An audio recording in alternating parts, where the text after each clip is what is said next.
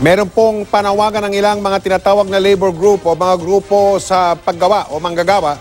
Yan ay panawagan sa Department of Labor and Employment na ipatigil na ang pagsapilitang pagsusuot ng mga high heels sa mga babaeng empleyado. May masamang epekto raw kasi yan sa mga empleyado, lalo na yung mga laging nakatayo. Nakatutok si Susan Enrique. Kahit kumikirot ang mga binti dahil sa pagsusuot ng mataas na heels, walang magawa ang magkaibigang Ana at Leia na promo merchandiser ng isang appliance store sa Quezon City. Bukod sa pagkirot ng binti, nagkaka-varicose vein na nga raw sila. Siyempre mas sa amin, mas gusto namin naka-flat kasi nakatayo kami maghapon. Sumasakit ko kapag nauulanan.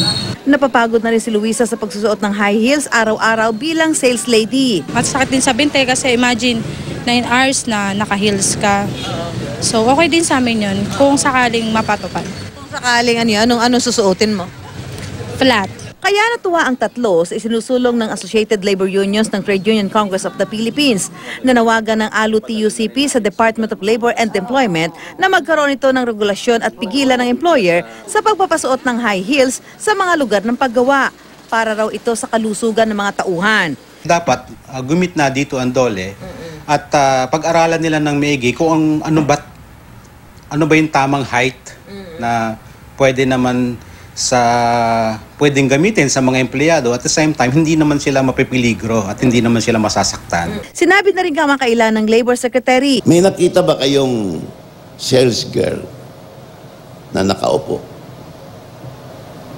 Wala. Diba? 4 na oras na nakatindig.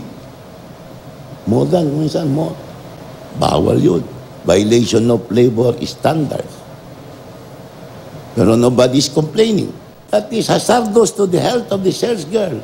Nakatakda na raw itong talakayin ng DOLE sa Employers Confederation of the Philippines. Sumulat na rin sila sa Commission on Higher Education para huwag i-require ang estudyante na magsuot ng high heels, lalo na yung ang kurso ay may kinalaman sa hospitality at guest relations. Susan Enriquez, Nakatutok, 24 Oras.